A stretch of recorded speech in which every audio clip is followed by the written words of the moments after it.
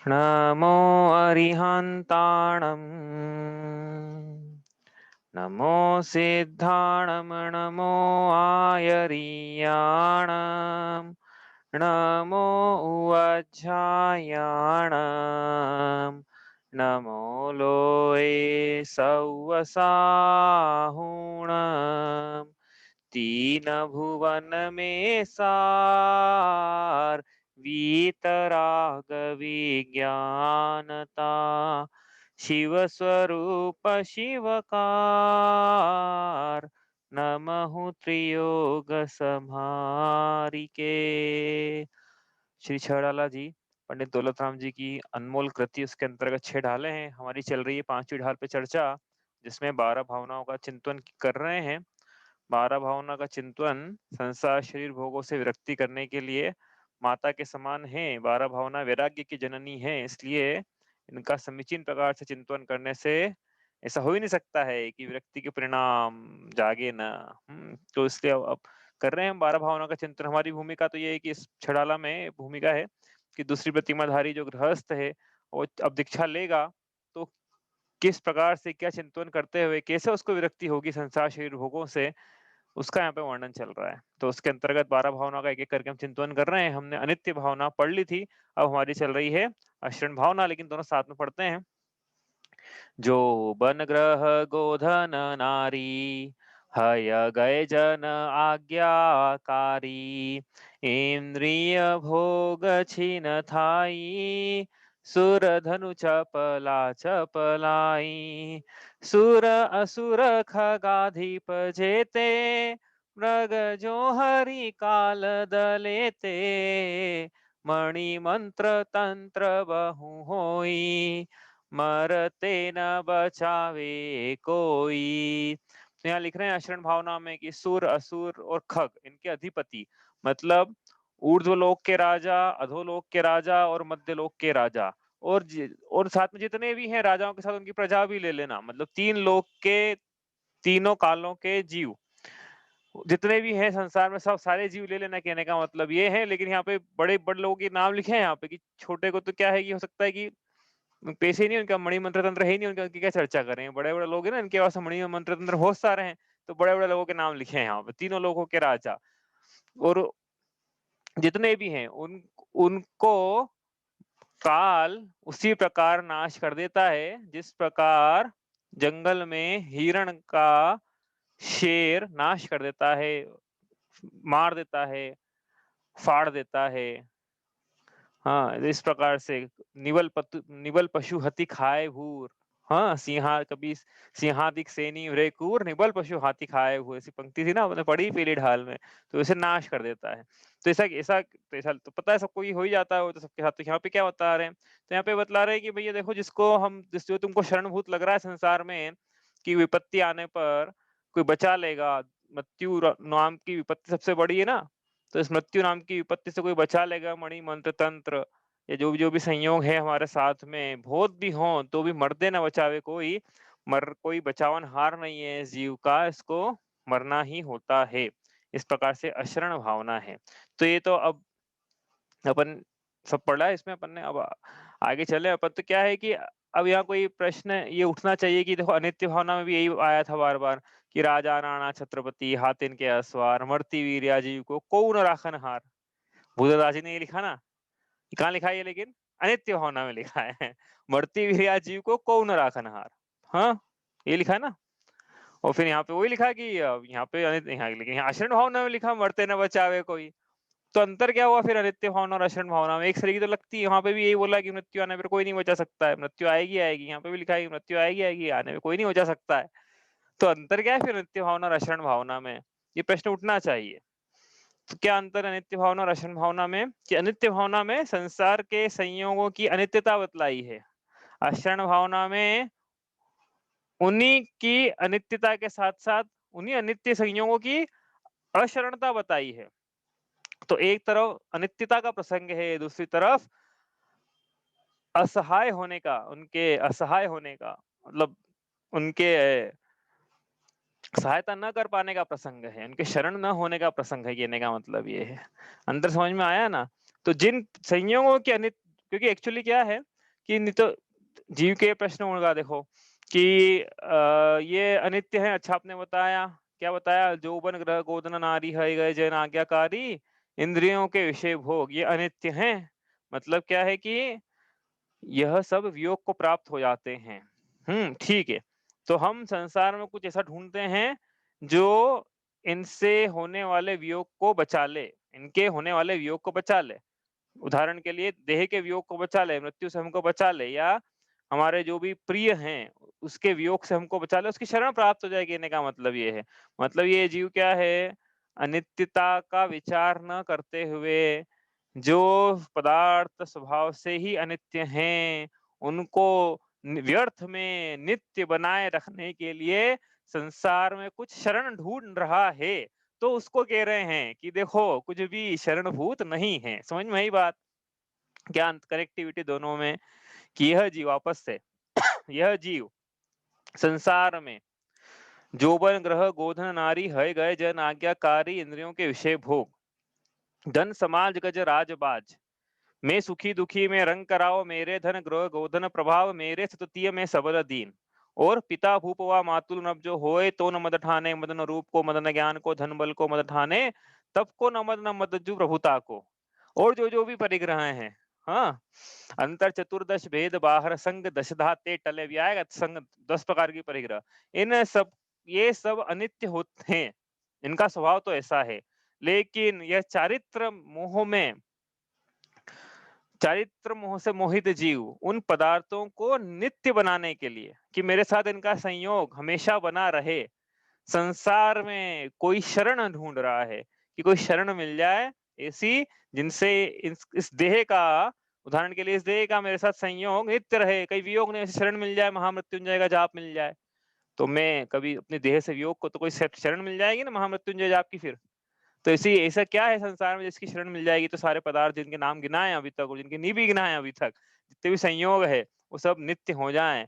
तो यहाँ पे बतला रहे हम अशरण भावना में कि संसार में कोई भी नहीं है, कोई भी नहीं है, कोई भी नहीं है। क्या नहीं है? शरण नहीं है, कोई भी शरण नहीं है संसार में। मतलब जिन पदार्थों का संयोग होना है वो वियोग को प्राप्त होते हैं। यदि शरण ढूंढने जाओगे तो संसार में कहीं शरण नहीं मिलेगी, इसलिए प्रयास भी मत करो। तो ये दोनों में आपस में कनेक्टिविटी है। अशरण का मतलब क्या होता है? यहाँ पे अपने समझा था भाई, अनित्य का मतलब लिखा ना ऐसे यहाँ पे, अशरण का मतलब नहीं लिखा था ना यहाँ पे, देखते हैं एक सेकंड। अशरण का मतलब क्या होता है?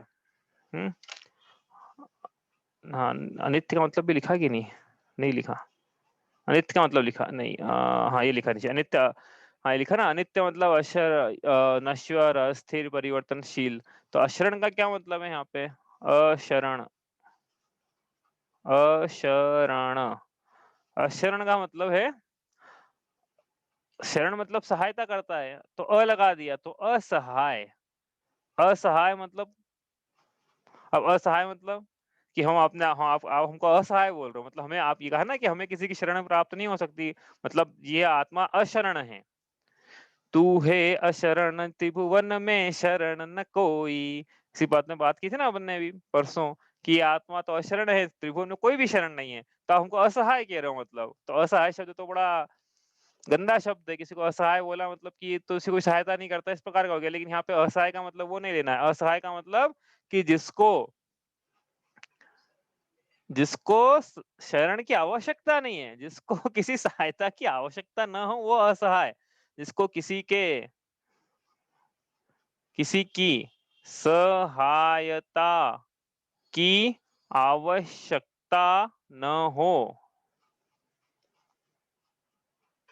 हाँ, तो आत्मा को किसी की सहायता की आवश्यकता ही नहीं। अब आप पहले तो बात तो ये कि आप कोई ये बोल सकता है कि तुम मन से अर्थ निकाल रहे हो इसका। असहाय का कुछ भी मन लिख, हम असहाय का मतलब जगत में क्या होता है कि तो असहाय है, मतलब किसी सहायता ही नहीं करता है, बड़ा क्या बोलते हैं ना, अबला सा, मतलब ये इसको कुछ हेल्प नहीं करता है कोई इसकी। हाँ, तो और यहाँ पे हमने क्या मतलब निकाला कि इसको सहायता की आवश्यकता ही नहीं, तो मन से अर्थ निकाल लो, कोई ऐसा प्रश्न उठेगा। तो ये क्या है, आज मेरे ख्याल से सरवार सिद्धि में आचार्य पूज्यपाद स्वामी ने निकाला है ये अर्थ, इसमें नहीं निकाला है, केवल ज्ञान में निकाला है।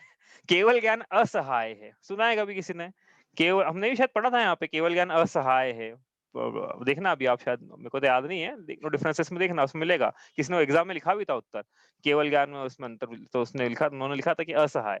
तो केवल ज्ञान, ज्ञान को असहाय बोला है, मतलब क्या कि हाँ, केवल ज्ञान को प्रकट, केवल ज्ञान होने में किसी की सहायता की आवश्यकता नहीं है। सकल द्रव्य के गुण अनंत पर्याय अनंता, जाने एक के काल प्रकट केवली भगवंता। तो इसमें तो आया प्रकट आया है, लेकिन स्पष्ट नहीं आया। कहने का क्या मतलब है यहाँ पे कि बिना इंद्रियों और मन की सहायता के जो होने वाला ज्ञान है, सकल प्रत्यक्ष ज्ञान, वो केवल ज्ञान है। इसलिए यहाँ पे केवल ज्ञान को असहाय बोला कि जरूरत ही नहीं है किसी की इसमें, इन इंद्रियों की, मन की, किसी की जरूरत नहीं है। ऐसा ही केवल ज्ञान है। कर्म के तो आप बोलोगे अच्छा ऐसा है, तो फिर अवधि ज्ञान और मन पर ज्ञान भी असहाय है। तो सुनो, कर्म के क्षय उपशम की जरूरत नहीं है, पर की जरूरत नहीं, कहने का मतलब ये। कर्म का क्षय उपशम भी पर है ना, कर्म भी पर है, उसकी भी जरूरत नहीं है। ऐसा है, ऐसा होता है केवल ज्ञान असहाय, जिसको होने, वो बाकी सब तो चार ज्ञान तो क्षय उपशम ज्ञान है, अकेला केवल ज्ञान छाई है, कर्म की जरूरत नहीं है हमको। उसके क्षय उपशम की मतलब, हाँ, कर्म के उदय से ज्ञान नहीं होता है, लेकिन कर्म के क्षय उपशम से उस तत्व संबंधी ज्ञान पाया, तो ये तो क्षयिक ज्ञान है, कर्म की जरूरत नहीं है इसको। तो ये असहाय का मतलब है। तो कहने का क्या मतलब है कि आत्मा असहाय है, आत्मा को किसी के सहायता की आवश्यकता ही नहीं है। इसलिए तो कहा था कि हे आत्म तज पर आस, न हो परदास, तू शक्ति प्रकाश, क्यों निज पद खोई, तू है अशरण, त्रिभुवन में शरण न कोई। कि हे आत्म, तुझको जरूरत ही नहीं किसी की, इसलिए पर की आस तज दे, और कोई पर का सहायता देने वाले भी नहीं है, वो आ भी नहीं सकते हैं। क्या है कि अणु, इससे क्या एक बहुत अच्छा जिन सिद्धांत निकल के आता है, कोई किसी को शरणभूत नहीं है, मतलब सभी पदार्थ जो हैं अपने अपने में इंडिपेंडेंट है, स्वतंत्र है, अणु अणु स्वतंत्र है। ये एक द्रव्य दूसरे द्रव्य का कर्ता नहीं है, दूसरे के कर्ता बनेगा, भगवान के कर्ता बनेगा निषेध हो गया, दूसरे द्रव्य के कर्ता बनेगा निषेध हो गया। निमित्त का निषेध मत करना, हाँ, कर्ता कर्म का निषेध करा, निमित्त उपादान का निषेध नहीं करा। तो दूसरा एक पदार्थ दूसरे पदार्थ का कर्ता नहीं है, इसलिए हम सोचेंगे कि हमारा कर्ता कोई मिल जाए कि हमारे, हमको मृत्यु से बचा ले, हमको बुखार से बचा ले, हमको असाता से बचा ले, हमको सुख दे दे। तो संसार में क्या है, जीव किसी के अधीन नहीं है, स्वतंत्र है, स्वतंत्रता से उसका परिणमन हो रहा है। द्रव्य की परिभाषा यही थी ना कि जो स्वकीय पर्यायों को प्राप्त होता है, तो स्वकीय पर्यायों को स्वयं प्राप्त हो रहा है, अपने आप ही प्राप्त होता है। ऐसा नहीं कि द्रव्य दूसरे दूसरे करवाएंगे इसको, इसकी पर्याय को प्राप्त, ऐसी परिभाषा नहीं है द्रव्य की।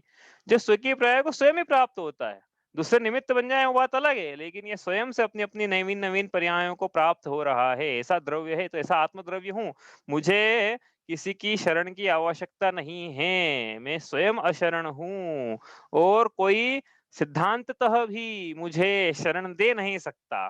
तो दोनों बातें हैं। पहली बात तो क्या, जरूरत नहीं है मुझे, मैं अतुल चतुष्टयवान, कहो भगवान नहीं किया ज्ञान, नहीं हुआ तरना। मैं स्वयं अतुल चतुष्टयवान हूँ, मुझे किसी की जो स्वयं अतुल चतुष्टयवान हो, वो दूसरे की सहायता मांगे, तो काय का अतुल चतुष्टयवान। ऐसा नहीं लगता कि फिर ये तो गलत बात हो गई ना। स्वभाव से जीव कैसा है, अनंत चतुष्टय का धनी है, अब उसको अपनी सहायता के लिए दूसरे के पास जाना पड़े, हाँ, ये जैन धर्म में ऐसी बातें नहीं चलती है। कैसी बातें नहीं चलती है, हाँ कि भगवान स्वयं, एक भगवान दूसरे के पास जा रहे कि हमारी रक्षा कर दो भस्मासुर से, ऐसा नहीं चलता जैन धर्म भैया। स्वयं अतुल चतुष्टयवान हो, जरूरत ही नहीं है। तो पहली बात तो ये कि आत्मा को जरूरत ही नहीं है, आत्मा असहाय है। दूसरा ये कि पर पदार्थ चाह के भी किसी दूसरे का परिणमन अपनी इच्छा अनुसार नहीं करवा सकते हैं, उसका परिणमन तो उसकी योग्यता के अनुसार होगा। इसलिए हम किसी के पास जाएं और हमारे दुखों को हर ले, संभव नहीं है। उसका सुख दुख उसमें है, मेरा सुख दुख मुझ में है, वो निमित्त बन जाए उसका कोई निषेध नहीं है, लेकिन फिर भी जोर तो जीव का ही चलना है, जीव के परिणामों को चलना है, जीव की अवस्थाओं को ही चलना है, जीव की पर्यायों को जोर चलना है उसमें, उसमें पर का निमित्त चलेगा बस। बाकी उपादान तो ये जीव, यह परिणमंती स करता, जिसमें परिणमन हो रहा है वही द्रव्य का करता है। तो इसलिए दूसरे जीव चाह के भी शरण नहीं दे सकते, कहने का मतलब तो ये है। तो ये जीव, दो बातें आ गई, दो बातें सिद्ध हो गई ना, जैन सिद्धांत दो सिद्ध होगा। एक तो क्या कि आत्मा असहाय है, बना बनाया भगवान है, बने बनाए भगवान को शरण की जरूरत है क्या? स्वयं अनुभव करना कि मैं बना बनाया भगवान हूँ, परम शुद्ध निश्चय ऐसे पर्यायों से पार देखता हूँ मैं अपने आप को, तो मैं स्वभाव में बना बनाया हूँ, तो मुझे जरूरत नहीं किसी की। पहला तो ये असहाय, अशरणता। दूसरा क्या सिद्धांत है कि दूसरे जीव जिन जिन जिन दूसरे जीव और अचेतन जड़ चेतन सभी पदार्थ जिनको मैं शरण मानता हूँ, वो सब भी अशरण साबित हुए, मुझे को शरण देने के लायक नहीं रहे, वो दे ही नहीं सकते हैं, वो कुछ कर ही नहीं सकते। मेरे को एक पर्याय है, मेरे जो काले वाले ना, इनको सफेद होने ऐसा कौन सा चीज, ऐसा कौन सा टॉनिक है जो सफेद नहीं होने देगा, बताओ। ये उदाहरण कितनी बार लिया, अनेक बार, कि सर के जो बाल है ये अपने से पूछ पूछ के नहीं झड़ रहे हैं, अपने आप झड़ रहे हैं, अपने से पूछ पूछ के सफेद तो नहीं हो रहे हैं। तो सर के बाल पे अपना जोर चल नहीं रहा है, किसी का जोर चल नहीं रहा है, और अपन बोले कि अपन तो पूरी दुनिया में अपना जोर चला लें, तो या फिर पूरी कहीं से अपन शरण मांग ले, अपने ऊपर जोर चलवा ले, तो ऐसा संभव नहीं है। कोई भी पदार्थ दूसरे को शरण न दे सकता है, न उसकी शरण ले सकता है। इस प्रकार से ये अशरण भावना बतला रही है। तो क्या अंतर, ऊपर से अपना अंतर कर रहे थे, क्या अंतर था कि जो पदार्थ अनित्य है उसी की अशरणता बता रही है। ये क्या बता रही है अशरण भावना? जिन जिन पदार्थों की अनित्यता का चिंतन किया है वो अशरण है, पहली चीज। और दूसरी चीज कि जिनका अनित्यता का मतलब देखो, पहली चीज क्या थी, पहली चीज वापस आते हैं कि जो जिनका अनित्यता का चिंतन चिंतन किया ना, वही आत्मा के लिए अशरण है, मेरे लिए अशरण है, ठीक है।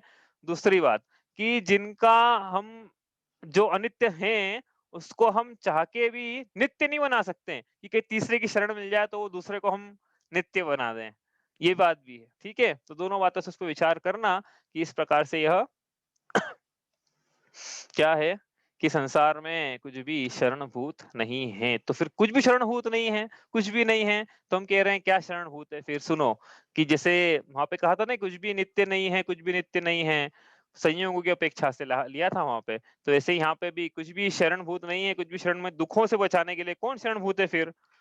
बात दुखों की हो रही। देखो यहाँ पे जब प्रसंग लिए ना मृत्यु के लिए, ऊपर भी मृत्यु का लिया, नीचे भी मृत्यु का लिया है। बहुत सी 12 भावना, जैसे यहाँ पे भूतदास जी की 12 भावना यहाँ पे भी लिया है। तो मृत्यु के प्रसंग लिए हैं कि मृत्यु के लिए, मृत्यु मतलब देह का संयोग अनित्य है और मृत्यु से कोई बचा नहीं सकता है ना। तो मृत्यु के प्रसंग लिए हैं, संसार की सबसे बड़ी दुख, संसार सबसे बड़ी विपत्ति का यहाँ नाम ले लिया है, तो बाकी विपत्तियां भी उसमें आई जाएगी फिर, कि छोटी मोटी चीजों भी जो भी संयोगी पर्याय सबकी बात आ गई उसमें। मतलब कहने का मतलब ये है, सिर्फ मृत्यु मत लेना वहां पे, जिनका भी संयोग हुआ है, देह का भी हुआ है और जिनका भी हुआ है, वो सब अनित्य हैं।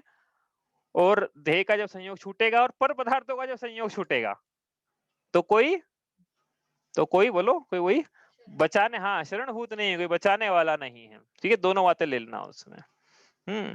अब यहाँ पे जैसे वहां पे बात की थी हमने कि आत्मा नित्य है, सभी संयोग अयो अनित्य है, तो कुछ नित्य भी है कि नहीं संसार में, कि सभी अनित्य है। तो किसमें काम हो रहा है, कौन काम कर रहा है, किसके लिए काम करेंगे? हम भी अनित्य, हमारी नाश हो जाएगा, तो फिर मोक्ष का साधन ही क्यों करे?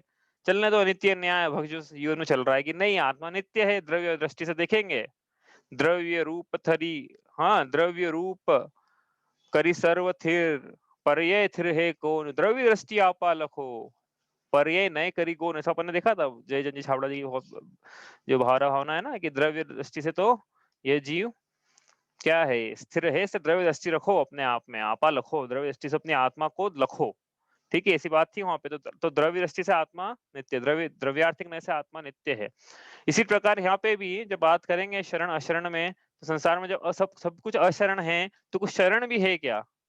हाँ, तो जय जन छावड़ा ही नहीं लिखा था उनकी 12 भावना में, शुद्धात्म अरु पंच गुरु जग में शरणो दो।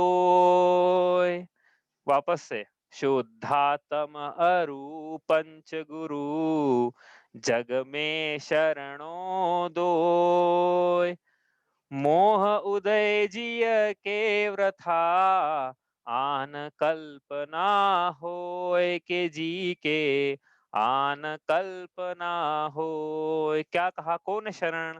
शुद्धात्म अरु पंच गुरु, कि निश्चय से तो शुद्धात्म ही शरण है, उपचार से पंचगुरु शरण है। सिर्फ ये 2 ही शरण हैं। लेकिन मोह के उदय से, और दर्शन मोह का हो या चारित्र मोह का हो, मोह या दर्शन मोह की बात करेंगे अपन, तो दर्शन मोह के उदय से, मोह के उदय से जीव के आन कल्पना होए व्रत, यह जीव व्यर्थ में ही अन्य को शरणभूत मान रहा है। यह जीव मिथ्या दृष्टि जीव अनादिकाल से अन्य को शरणभूत मान रहा है, लेकिन वास्तव में तो पंच परमेष्टि और आत्मा ही शरण है। तो पंच परमेष्टि कैसे शरण है? अभी तो आपने बोला पंच परमेष्टि बचा लेंगे मृत्यु से। देखो शरणभूत कौन है? दुखों से बचा है, मृत्यु से बचा है। पंच परमेष्टि, अरे भाई कल भी शायद परसों ही बात की थी, पंच परमेष्टि स्वयं ही उनके देह का वियोग हुआ है, तो फिर वो बचा लेंगे क्या? तो पहली बात तो ये लगा लेना भैया कि अरिहंत भगवान के देह का वियोग हुआ है, यद्यपि उसको हम मृत्यु बोल रहे हैं यहाँ पे, लेकिन हम उसको मृत्यु नहीं बोलते हैं, उसको हम बोलते हैं निर्वाण हुआ है। क्यों हुआ है? क्योंकि ऐसा मरण हुआ है कि अगली देह नहीं मिले। तो ऐसा ऐसी देह का त्याग जिससे अगली देह नहीं मिलती है, उसको निर्वाण कहा जाता है। ठीक है, तो मृत्यु लिखा है हम भी बोलेंगे, लेकिन वो निर्वाण है, मृत्यु नहीं है। ठीक है, पहले अरिहंत भगवान की। सिद्ध भगवान की तो कोई बात ही नहीं है, उनके तो हो ही चुका है ना, मृत्यु पे विजय प्राप्त कर ली उन्होंने। बाकी 3 परमेष्टि की वो भी आगे चल के करेंगे ही प्राप्त, तो वो भी करेंगे प्राप्त। तो कैसे प्राप्त करेंगे? कि ऐसे सिद्ध परमेष्टि का पद धारण करके, तो इनने तो मृत्यु को प्राप्त कर लिया, मृत्यु पे जय प्राप्त कर लेंगे। क्या हम हमें मृत्यु से बचा सकते हैं क्या? ये बताओ, ये हमें मृत्यु से बचा सकते तो भी तो बचा लेना चाहिए था ना। तो ऐसे निश्चय से नहीं बचा सकते हैं, लेकिन उपचरित कथन है। जैसे उदाहरण दिया था ना परसों कि डॉक्टर प्रिस्क्रिप्शन लिख के देता है, तो ठीक तो कुछ और कहीं से होते हैं, अपने ही कर्मों के उदय से, अपनी साता के उदय से, या उपचार से गए तो औषधि से। लेकिन क्या कहते हैं, उपचार से बहुत स्थूल रूप से उपचार कहा जाता है, तो क्या कहा जाता है कि डॉक्टर ने ठीक किया, डॉक्टर ने प्रिस्क्रिप्शन लिख के दिया था बस। वैसे ही यहाँ पे भी पंच परमेष्टि ने पर्चा लिख के दिया, मार्ग बतलाया, उपदेश दिया, उस पे चलते हैं, उनकी मुद्रा ही उपदेश दे रही है। सिद्ध भगवान ने बतलाया कि देखो ऐसा हुआ जाता है, अरिहंत भगवान साक्षात दिख ही रहे। तो इस प्रकार से पंच परमेष्टि ने उपदेश दिया है, प्रिस्क्रिप्शन दिया है। इसलिए किसका किसका प्रिस्क्रिप्शन दिया है? कि कैसे मृत्यु पे जय प्राप्त की जाती है। तो मृत्यु पे जिसने उपदेश दिया है उसको भी उपचार से कहेंगे कि हाँ ये हमारे लिए शरणभूत है, मृत्यु से इन्होंने बचाया है। तो वास्तव में बचाता कौन है मृत्यु से? शुद्धात्मा ही शरण है। अच्छा, शुद्धात्मा की शरण में जाने से मृत्यु से बच जाएंगे क्या? प्रश्न अब ये है कि शुद्धा तो मृत्यु कहते किसको है? फिर वही प्रश्न उठा, मृत्यु कहते किसे हैं? हाँ, तो मृत्यु के बहुत सारे आप डेफिनेशन लगा सकते हो। यहाँ पे क्या लगाएं फिर हम? तो एक परिभाषा तो यही बताइए ना, मृत्यु उसको नहीं कहेंगे कि एक एक देह छोड़ने का दूसरी देह न मिले तो भी मृत्यु, उसको निर्वाण कहा जाता है। जिसके निर्वाण की प्राप्ति हो गई, मृत्यु पे उसने जय प्राप्त कर ली। तो एक बात तो ये कि इस मार्ग पे चल के भविष्य में कभी ना कभी मृत्यु पे जय प्राप्त, मृत्यु से बचा लेगा, मतलब ये मार्ग। ठीक है, अच्छा वर्तमान काल में बचा सकता है क्या? तो वर्तमान काल में ही बचा सकता है। वर्तमान काल में कैसे बचा सकता है? कि क्या देह का वियोग नहीं होगा? कि अरे भाई देह का वियोग को की जो परिभाषा थी मृत्यु होने की, वो निकल गई दिमाग से। क्यों निकल गई?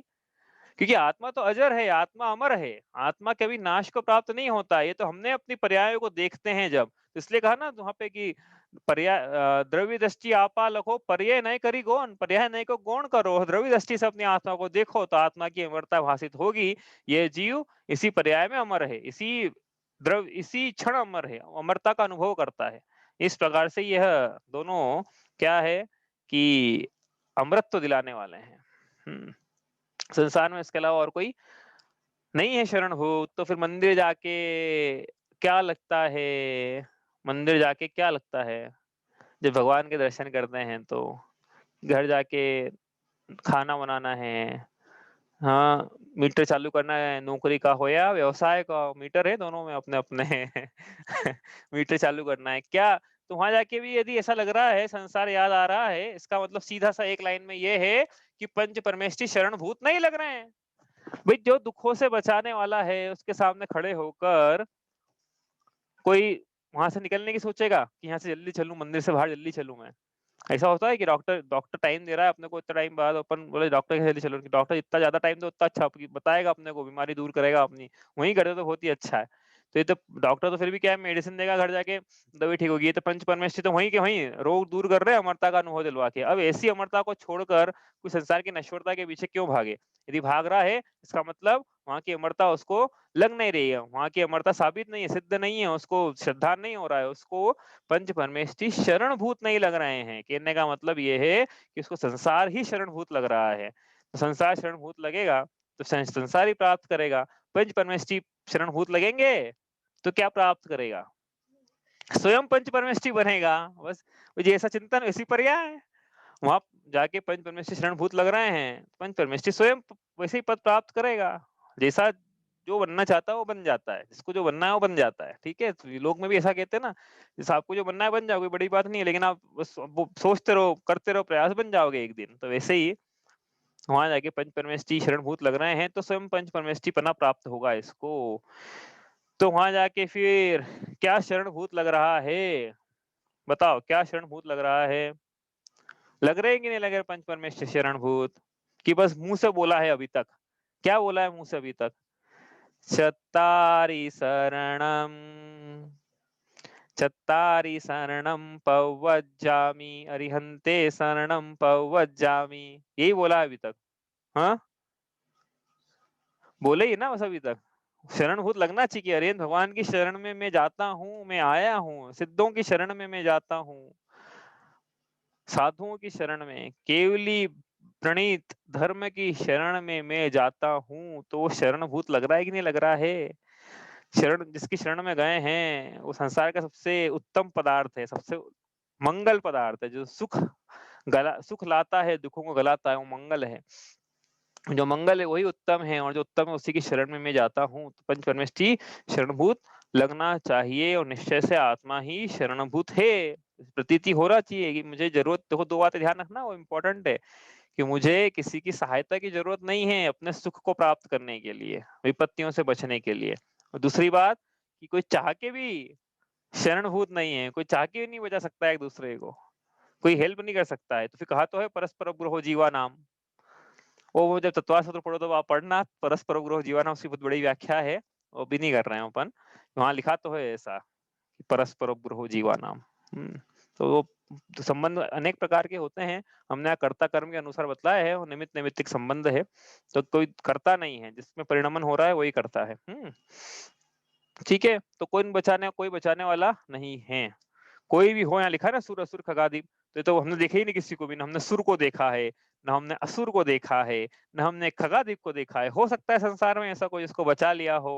सिकंदर का नाम सुना होगा, पूरी दुनिया को जीत लूं मैं, उसके आगे लगाया जाता अलेक्जेंडर द ग्रेट, ऐसा बोला जाता। हम तो नहीं बोलेंगे।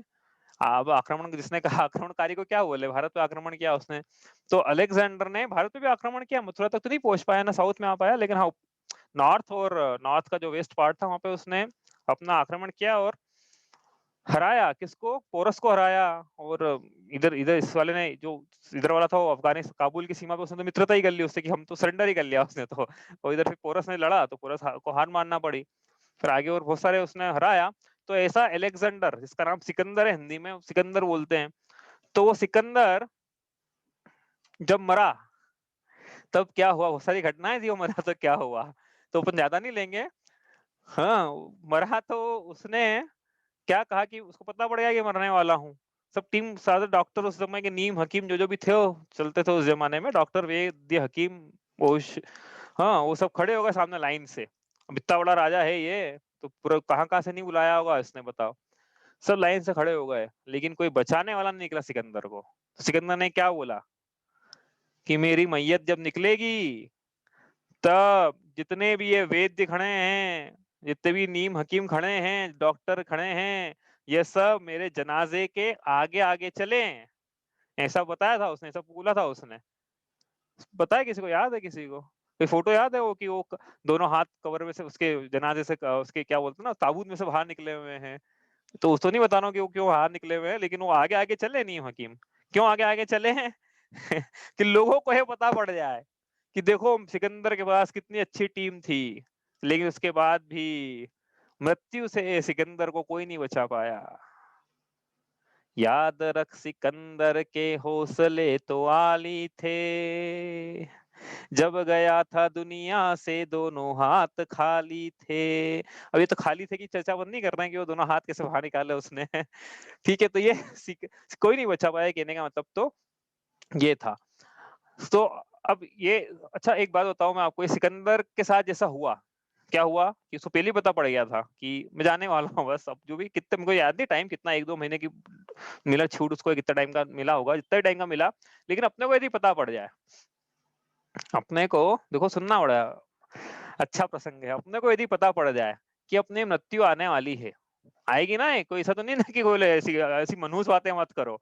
अरे ये तो शाश्वत सत्य है दुनिया का, ये तो नित्यता बतला रही कि पर्याय बदलेगी, पर्याय बदलेगी, पर्याय बदलेगी, पर्याय बदलती ही है, तो द्रव्य की सत्ता का क्यों निषेध कर रहे हो कि पर्याय नहीं बदले, पर्याय नहीं बदले, बदलेगी वो तो हमें हमें जब मृत्यु आए और हमें पता पड़ जाए, जैसे सिकंदर को पता पड़ा था कि यहाँ से 6 महीने बाद आपका पर्यायांतर गमन होगा, यह देह आपका प्राण, आपका जो आत्मा है यह कपड़ा छोड़ेगा, नवीन वस्त्र धारण कर लेगा, पुरानी देह छोड़ेगा, पुरानी जीर्ण शीर्ण, और नहीं मिलेगी टिप टाप अच्छी वाली, क्या देह मिलेगी।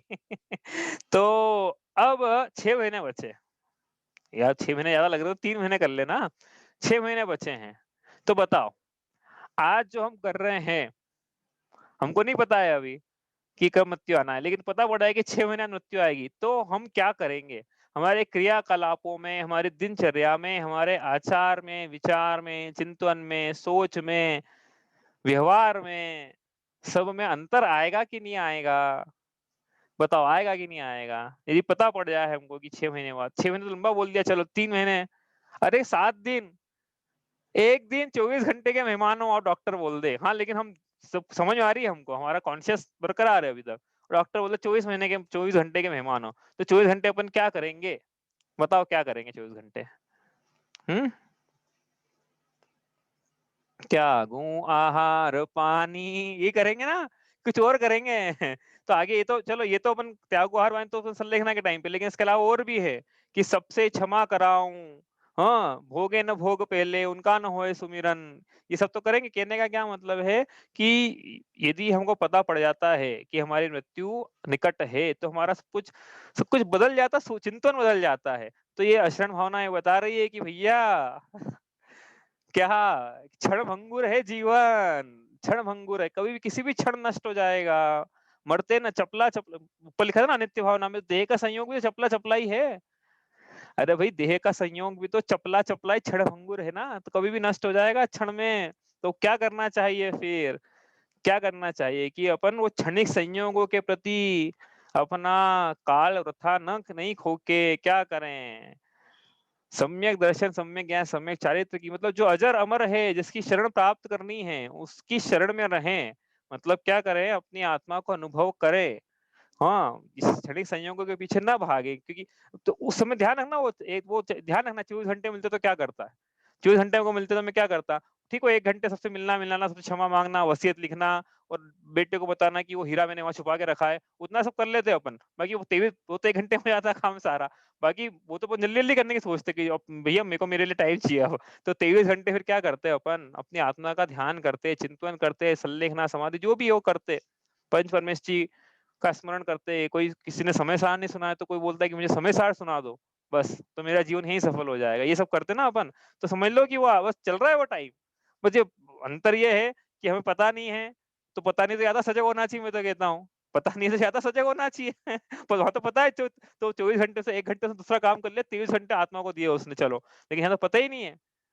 हाँ, तो क्या करना चाहिए, रोज उसका विचार करना चाहिए कि कभी भी देह का संयोग वियोग हो जाएगा।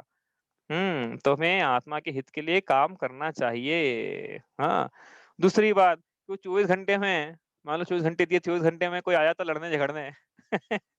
हाँ, बहू सास का कहना नहीं मानती है, सास कुछ भी हो जाता भाई, मेरा कस्टमर नाराज हो जाता, ये हो जाता वो हो जाता, तो बताओ मेरे को कितनी आकुलता होती 24 घंटे में। अरे मेरे को क्या करना, मैं ये बोलता ना मुझे क्या करना भाई, तुम जानो। तुम्हारा हो गया, अब तो मेरे तो कुछ है ही नहीं वैसे भी। तो यही बता रही ना कि मेरा तो कुछ है ही नहीं, नित्य भावना ही बतला रही कि मेरा तो कुछ वैसे भी नहीं है, मैं तो अभी कहेंगे एकाकी एकत्व लिए, मेरा तो कुछ भी नहीं है वैसे भी।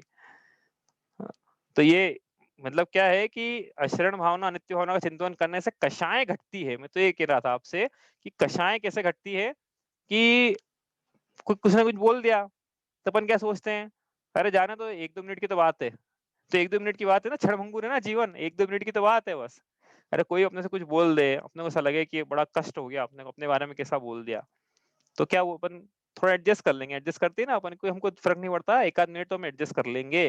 तो ये एक आध मिनट की भंगुरता है जीवन की, यदि कषाय हो, अपने इच्छा के अनुसार पर पदार्थ परिणमन न करें तो वैसे ही नहीं करना है, वो तो उनको तो वैसे भी नहीं करेंगे, तो लेकिन कषाय भाव जो हो उनका तो एक दो मिनट की बात है बस, उसके बाद तो फिर क्या होगा, निज निज करनी अनुसारे, चहु गति के पंथ सिधारे, यही होगा बस। तो कषाय मंद होती है, इसलिए क्या करना है, अशरण भावना का चिंतन करना है, अनित्य भावना का चिंतन करना है, दोनों साथ साथ है। देखो अनित्य भावना के तुरंत बाद अशरण भावना ली है, दोनों में लिंक है आपस में कि जो अनित्य है वही अशरण है, उनको बचा नहीं सकते हैं, कोई नहीं बचा पाया आज तक। इतने बड़े बड़े सूरमा हो गए, तीरंदाज हो गए, 30 मार का हो गए, लेकिन मृत्यु से कोई बचाने वाला नहीं है। ठीक है, तो इस प्रकार से ये अशरण भावना का हमने चिंतन किया। अब आप में से कोई यदि कुछ और बतलाना चाहता है किस प्रकार से और चिंतन किया जा सकता है अशरण भावना का, तो आप अभी बताएं, वरना बताओ, कोई बताना चाहता है? कल हमने मूवी देखी थी पूरे घर भर ने बैठ के, वो एक चीज मिलेगी वंडरफुल, हाँ उसमें पूरे जो भावनाएं अभी चल रही है इस पूरे के चिंतन करने जैसी ही बातें हैं सारी की सारी। अच्छा अच्छा, बढ़िया। मतलब पूरा पूरा अच्छा लगा, बिल्कुल ऐसा लग रहा था जैसे छड़ाला में जो जो अभी तक पड़ा है वो सब चीजें सामने आ रही है एक एक करके। अरे बहुत बढ़िया। सही चलो। में सबसे एंड में जाके जो छठी दाल में मोक्ष हुआ है वो मोक्ष जाने का मार्ग उन्होंने बताया। हाँ वो रसगुल्ले वाला, ठीक है, बढ़िया। आजाद गुल्ला, और एंड में जाके बोले ये प्राप्त कहाँ से होएगा, ये कैसे प्राप्त होएगा, हाँ तो अपने आत्मा का चिंतन करने से ही ये सब चीजें प्राप्त होएगी। हाँ, चलो बड़ा सदुपयोग किया आपने कल के लॉकडाउन का। हाँ।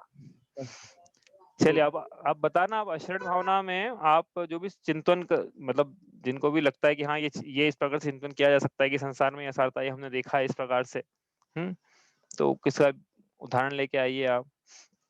उदाहरण तो बहुत सारे मिल जाएंगे, लेकिन चिंतन कैसे करना है इसका और किस प्रकार चिंतन किया जाता है, कल आप लेके आना, फिर अपन ने तो संसार भावना, अगली भावना संसार भावना बड़े काम की है, पहली ढाल का पूरा रिवीजन करेंगे संसार भावना में, अपन जितना कर सकते हैं, मतलब पूरा तो नहीं कर पाएंगे बाकी हाँ जितना कर सकते हैं उतना रिवीजन, पहली ढाल का पूरा रिवीजन संसार भावना में। अब हो सकता है बड़ी लंबी ज्यादा दिनों तक चले वो, क्योंकि पहली ढाल भी थोड़ी पढ़ेंगे हम साथ में उसमें।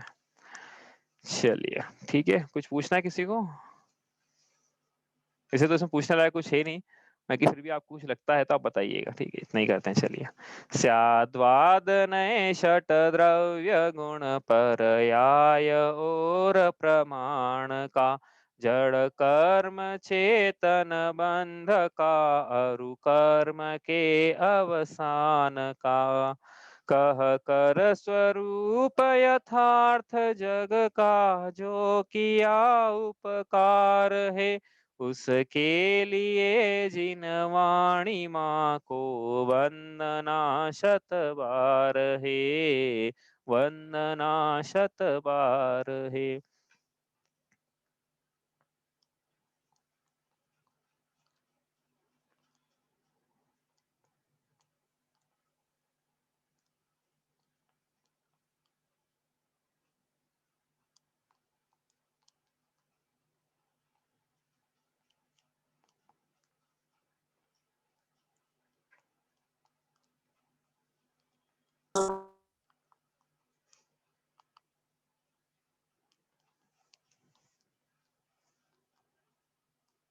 जय जिनेन्द्र।